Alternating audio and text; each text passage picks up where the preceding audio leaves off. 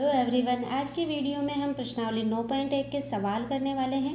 सवालों को करने से पहले कुछ महत्वपूर्ण बातें हैं जो हमें ध्यान में रखनी है। तो चलिए आज का वीडियो शुरू करते हैं। वीडियो को पूरा देखें, ध्यान से देखें, जिससे आपको सभी सवाल अच्छे से समझ आए। चलिए आज का वीडियो शुरू करते हैं। देखिए, उन्नयन कोण सबसे पहले हमें पता होना चाहिए उन्नयन कोण क्या होता है।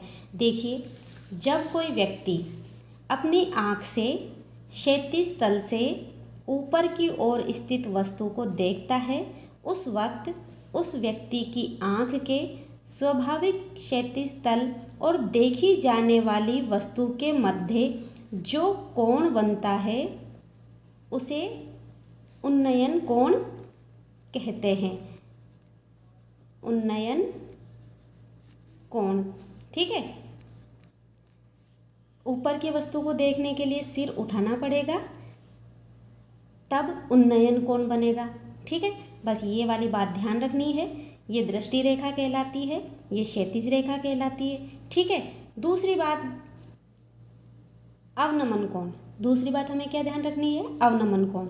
देखिए, जब कोई व्यक्ति उच्च तल पर हो और आँख से स्वाभाविक क्षैतिज रेखा, या अब ये ऊपर है तो क्षैतिज रेखा यहाँ होगी, क्षैतिज तल से नीचे की ओर किसी वस्तु को, यहाँ पर P कोई वस्तु है जिसको देख रहा है, ठीक है।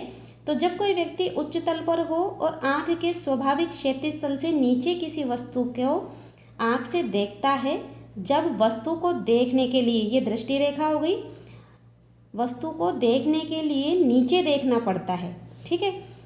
तो क्षैतिज तल, ये क्षैतिज रेखा है, और वस्तु के मध्य जो कोण बनता है थीटा, ये अवनमन कोण कहलाएगा। अवनमन कोण। अवनमन कोण कब बनेगा? जब कोई व्यक्ति उच्च तल पर हो और सिर झुकाकर नीचे की ओर आँख के द्वारा कोई वस्तु देख रहा है, तो ये दृष्टि रेखा हो गई, ये क्षैतिज रेखा कहलाएगी, और इन दोनों के मध्य जो बनेगा ये अवनमन कोण होगा, ठीक है। सिर झुकाकर देखने पर अवनमन कोण बन रहा है, और जब सिर उठाकर ऊपर की ओर देख रहे हैं तो उन्नयन कोण बन रहा है। और उन्नयन कोण और अवनमन कोण दोनों ही बराबर होते हैं, क्योंकि उन्नयन कोण और अवनमन कोण दोनों ही एकांतर होते हैं। देखिए, ये क्षैतिज रेखा है, ये दृष्टि रेखा है, यहाँ से इस वाली किसी वस्तु को देखा जा रहा है, तो नीचे की ओर जब देख रहे हैं तो ये हो गया अवनमन कोण। अवनमन कोण, ठीक है। अब यहाँ देखिए, अगर यहाँ कोई वस्तु है और हम यहाँ से, ये दृष्टि रेखा है, ये क्षैतिज रेखा हो गई, क्षैतिज रेखा, तो बनने वाला ये वाला कोण जब ऊपर की ओर देखा जा रहा है, ये कोई वस्तु O है, तो यहाँ से ऊपर की ओर देख रहे हैं तो ये हो गया उन्नयन कोण।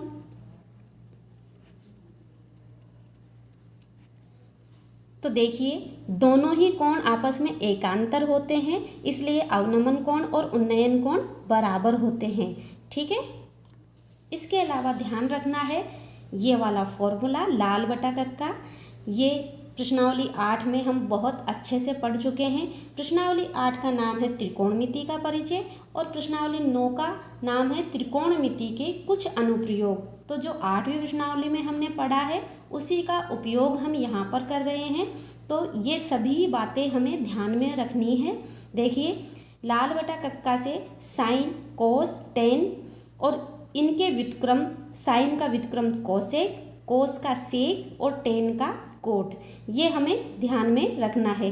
एल का मतलब लंब और के का मतलब कर्ण। तो देखिए, साइन थीटा बराबर लिख सकते हैं लंब बटा कर्ण। ए बटा के कोस थीटा को लिख रहे हैं, ए मतलब आधार और के मतलब कर्ण, आधार बटे कर्ण। इसी तरह से टेन थीटा बराबर लिखेंगे एल बटा ए, मतलब लंब बटा आधार, और कोसेक को जब लिखेंगे तो कोसेक को लिखेंगे के बटा एल, अर्थात कोसेक का मतलब हो गया कर्ण बटा लंब। सेक कर्ण बटा आधार, सेक बराबर कर्ण बटा आधार। और कोट थीटा को लिखेंगे ए बटा एल अर्थात आधार बटा लंब लिखेंगे, आधार बटा लंब। ये महत्वपूर्ण बातें हैं जो हमें ध्यान में रखनी है। और एक और महत्वपूर्ण बात, त्रिकोणमितीय सारणी जिसमें हमें थीटा के मान 0 डिग्री से 90 डिग्री के बीच के सारे मान हमें ध्यान में होने चाहिए। साइन, कोस, टेन, कोट, सेक, कोसेक, इस वाले सारणी को बनाना बहुत अच्छे से मैं आपको बता चुकी हूँ। आप छोटा सा वीडियो है, इसको अच्छे से देखें और सभी सवाल आप अच्छे से कर पाएंगे। ठीक है, बस ये महत्वपूर्ण बातें हैं जो आपको ध्यान में रखनी है। और सभी सवाल आप अब करते हैं सवालों को हल। 9.1 का पहला सवाल है, सर्कस का एक कलाकार एक 20 मीटर लंबी डोर पर चढ़ रहा है जो अच्छी तरह से तनी हुई है और भूमि पर सीधे लगे खंभे के शिखर से बंधा हुआ है। ये चित्र बनाया हुआ है यहाँ पर, जिसमें ये AC 20 मीटर लंबी डोरी पर चढ़ा हुआ है सर्कस का कलाकार, जो कि अच्छी तरह से तनी हुई है और भूमि पर सीधे लगे खंभे, ये AB सीधे लगे खंभे के शिखर से बंधा हुआ है। ये शिखर है, A पर बंधा हुआ है। यदि भूमि स्तर के साथ डोर द्वारा बनाया गया कोण 30 डिग्री का हो, ये 30 डिग्री का बना हुआ है, 30 डिग्री का हो तो खंभे की ऊंचाई ज्ञात कीजिए। देखिए यहाँ पर 30 डिग्री का कोण बना हुआ है, ये 20 मीटर है और ये समकोण त्रिभुज है जिसमें ये 90 डिग्री का कोण है। ठीक है, इसको सवाल को हल करते हैं। हमसे खंभे की ऊंचाई पूछी गई है अर्थात AB हमें ज्ञात करना है। ठीक है, देखिए AB है, ये खंभा है, AB का मान हमें ज्ञात करना है। ठीक है, ये C है और ये 20 मीटर दिया गया है। देखिए 30 डिग्री कोण यहाँ पर बना हुआ है, इसके सामने वाली भुजा लंब होगी और ये आधार, तो ये हो गया कर्ण। ठीक है, हमें ज्ञात करना है AB, लंब ये कर्ण है। लंब और कर्ण दोनों मान साइन थीटा में आते हैं। साइन थीटा को हम लिख सकते हैं L बटा के लंब बटा कर्ण। तो यहाँ पर हम साइन थीटा का प्रयोग करेंगे। यहाँ पर थीटा बराबर दिया गया है 30 डिग्री। ठीक है, अब यहाँ पर लंब और कर्ण है तो हम साइन थीटा बराबर होता है लंब बटा कर्ण। ठीक है, तो देखिए थीटा का मान 30 डिग्री रख देंगे हम यहाँ पर, साइन 30 डिग्री, लंब AB है बटा कर्ण का मान 20 मीटर है। ठीक है, अब इसको हल कर लेंगे। देखिए साइन 30 डिग्री का मान, साइन थीटा बराबर थीटा का मान 30 डिग्री है तब 1/2, तो साइन 30 डिग्री का मान हो गया 1/2।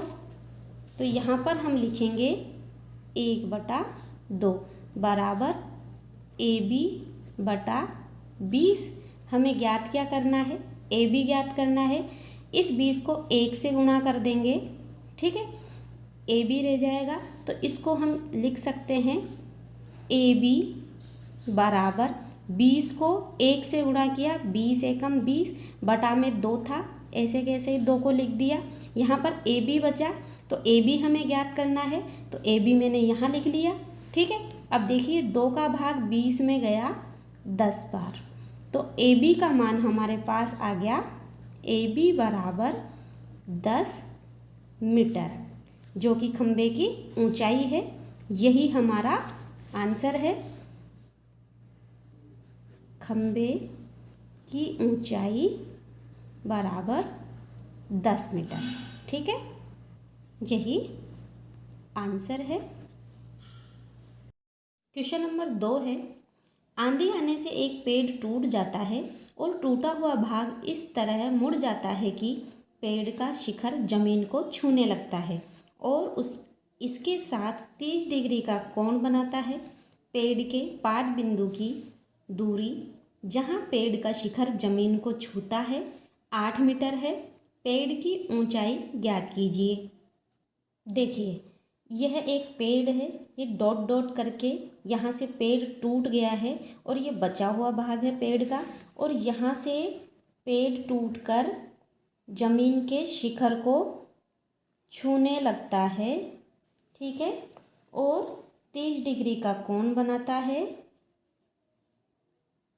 पेड़ के पाद बिंदु से इसके शिखर की, जहाँ पेड़ का शिखर है जमीन को छूने लगता है, इसकी दूरी 8 मीटर है, ठीक है, और ये 30 डिग्री है। अब हमसे पेड़ की ऊंचाई पूछी गई है। मान लेते हैं ये H1 है, यहाँ से यहाँ तक जो भाग टूटा हुआ नहीं है, और यहाँ से जो भाग टूटा है इसकी ऊंचाई H2 मान लेते हैं, ठीक है। तो कुल लंबाई पेड़ की हो जाएगी H1 प्लस H2, जो कि हमें ज्ञात करनी है, ठीक है। अब देखिए ये पेड़, इसका शिखर टूट के जमीन को छूने लगता है, तो H2 लंबाई का, ये H2 लंबाई होगी, ये H2 हो गई, ठीक है। यहाँ पर 8 मीटर है। कोण बनाया है जो 30 डिग्री का है, 30 डिग्री का है तो इसके सामने वाली भुजा ये लंब हो गई और ये आधार हो गया। समकोण त्रिभुज बन रहा है, ये कर्ण होगा, ठीक है। अब हमें H1 H2 के मान ज्ञात करने हैं। इन दोनों को जोड़ेंगे तो पेड़ की कुल ऊंचाई आ जाएगी, ठीक है। देखिए हम इसमें H1 ज्ञात करते हैं, तो H1 ज्ञात करने के लिए यहाँ पर हमारे पास लंब है और आधार है। लंब और आधार लाल बटा कक्का से tan थीटा में लंब बटा आधार अर्थात tan थीटा बराबर लंब बटा आधार होता है, तो हम यहाँ पर tan का उपयोग करेंगे, क्योंकि हम जानते हैं कि tan थीटा बराबर होता है लंब बटा आधार, ठीक है। लंब का मान हमने यहाँ पर H1 मान रखा है, H1 ही रखेंगे, बटा आधार 8 मीटर है, 8 मीटर। थीटा का मान 30 डिग्री दिया गया है, तो यहाँ पर हो जाएगा tan 30 डिग्री बराबर H1 बटा 8, ठीक है। अब देखिए tan 30 डिग्री का मान क्या होता है, यहाँ पर रख देंगे। tan 30 डिग्री का मान 1/√3 होता है। हम सारणी हमको याद हो गई होगी और हम इसका उपयोग कर रहे हैं। यहाँ लिखेंगे 1/√3 बराबर में H1 बटा 8। अब देखिए H1 का मान ज्ञात करना है, H1 को यहीं रहने देंगे, 8 को इस 1 से गुणा कर देंगे तो H1 बराबर 8/√3 आ जाएगा, ठीक है। तो यहाँ पर H1 को यहाँ लिख लिया बराबर 8 एकम 8/√3। देखो जब बटा में अंडरवुड में आता है तो हम अंडरवुड को हटाने का प्रयास करते हैं, तो इसको सरल रूप में लाने के लिए 8/√3 को अंश और हर में अंडरवुड 3 से गुणा कर देते हैं, ठीक है। तो यहाँ पर H1 बराबर 8/√3 बटा अंडरवुड 3 को अंडरवुड 3 से गुणा करेंगे तो 3 आएगा, ठीक है। तो H1 का मान आया 8/√3 बटा 3, ठीक है। अब देखिए कर्ण, ये आधार है। H2 का मान ज्ञात करने के लिए हम आधार और कर्ण का उपयोग करते हैं। तो देखिए आधार और कर्ण कोस थीटा बराबर आधार बटे कर्ण होता है, तो हम कोस का प्रयोग करेंगे। थीटा का मान 30 डिग्री दिया गया है, तो यहाँ पर हम कोस थीटा बराबर आधार बटा कर्ण, थीटा का मान रख देंगे यहाँ पर कोस 30 डिग्री बराबर आधार का मान है 8, कर्ण का मान है h2 हमने माना है h2। कोस 30 डिग्री का मान लिखेंगे। कोस 30 डिग्री बराबर होता है √3/2 बराबर 8/h2। ठीक है, h2 को √3 से गुणा कर देंगे। h2 √3 बराबर 2 को 8 से गुणा कर देंगे तो यहाँ पर 16 हो जाएगा। h2 बराबर 16 गुणा में है, पक्षांतरण करने पर भाग में चला जाएगा और बटा में लिखेंगे। अब देखिए, इसको सरल रूप में लाने के लिए √3 से अंश और हर में गुणा कर रहे हैं √3 से। 16 √3 आया, √3 को √3 से गुणा किया 3 आ गया। हमने h1 और h2 का मान निकाला है। पेड़ की कुल ऊंचाई हमसे पूछी गई है। h1 + h2 करने पर पेड़ की कुल ऊंचाई हमारे पास आ जाएगी। तो h1 का मान ये रहा h1 और ये h2 है। तो यहाँ पर पेड़ की कुल ऊंचाई बराबर h1 + h2।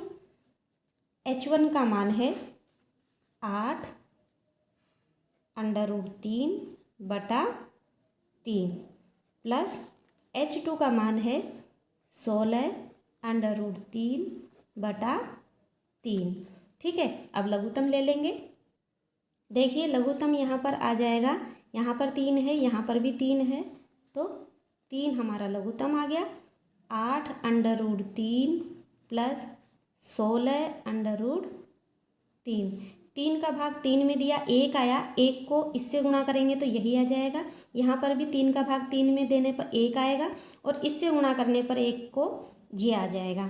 ठीक है, दोनों को जोड़ के लिख देंगे। देखिए, √3 दोनों में है, √3 को कॉमन ले लिया। 8 + 16 लिखेंगे। 16 और 8 को जब जोड़ेंगे तो हमारे पास 24 आ जाएगा।